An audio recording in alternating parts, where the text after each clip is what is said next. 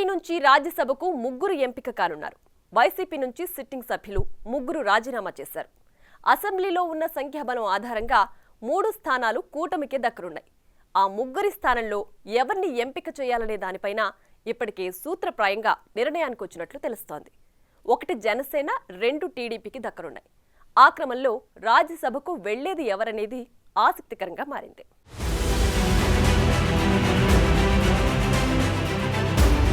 Assembly ఎన్నికల్లో YCP ఘోర పరాజయం తర్వాత వరుసగా ఆ పార్టీ నేతలు రాజీనామా చేస్తున్నారు. అందులో భాగంగా రాజ్యసభ సభ్యులు ఆర్ కృష్ణయ్య, బీద మస్తానరావు, మోపిదేవి వెంకటరమణ రాజీనామా చేశారు.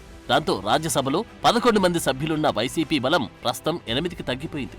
మరో ఎంపీ సైతం త్వరలో రాజీనామా చేస్తారనే ప్రచారం సాగుతోంది. అటు రాజ్యసభలో కూటమి పార్టీలైన టీడీపీ, జనసేనలకి అసలు ప్రాతినిధ్యమే లేదు. ఇటు శాసన మండలిలో కూటమి సభ్యుల సంఖ్యాబలం తక్కువగా ఉంది. దాంతో కూటమి నేతలు ఈ 2 సభల్లోని వైసీపీ సభ్యులపై ఫోకస్ పెడుతున్నారన్న ప్రచారం నడుస్తోంది. రాజ్యసభ సభ్యత్వాలకు రాజీనామా చేసిన వైసీపీ ఎంపీలు ముగ్గురు బీసీ వర్గానికి చెందినవారే. ఆ ముగ్గురిలో బీద మస్తానరావు ప్రత్యక్ష రాజకీయాలకు ఎప్పుడో రిటైర్మెంట్ ప్రకటించారు. మరో మాజీ మంత్రి మోపిదేవి వెంకటరమణ టీడీపీలో చేరడం దాదాపు ఖాయమైందంటున్నారు. ఆర్ కృష్ణయ్య తెలంగాణలో సొంత పార్టీ పెట్టుకునే పనిలో పడ్డారని ప్రచారం జరుగుతోంది. ఖాళీ అయిన ఆ 3 స్థానాల్లో నియామకంపై చంద్రబాబు ఒక నిర్ణయానికి వచ్చినట్లు తెలుస్తోంది.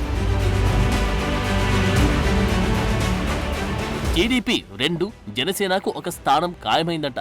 టీడీపీ నుంచి పలువురు రాజ్యసభ సీట్ల కోసం పోటీ పడుతున్నారు.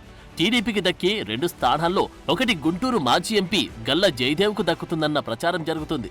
ఆయనతో పాటు అదే కమ్మ సామాజిక వర్గానికి చెందిన మాజీ ఎంపీలు ఖమ్మంపాటి రామ్మోహన్ రావు, కనకమేడల రవీంద్ర సైతం రేసులో కనిపిస్తున్నారు.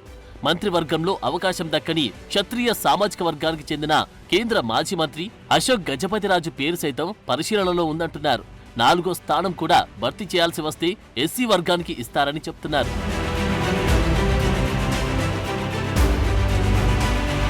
జనసేనకు దక్కే రాజ్యసభ స్థానం రేసులో మెగా బ్రదర్ నాగబాబు పేరు ప్రముఖంగా వినిపిస్తుంది.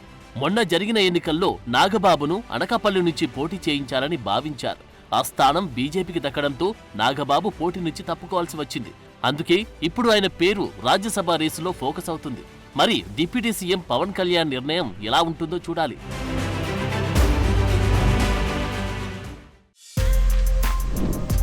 For more videos like this, subscribe Big TV channel.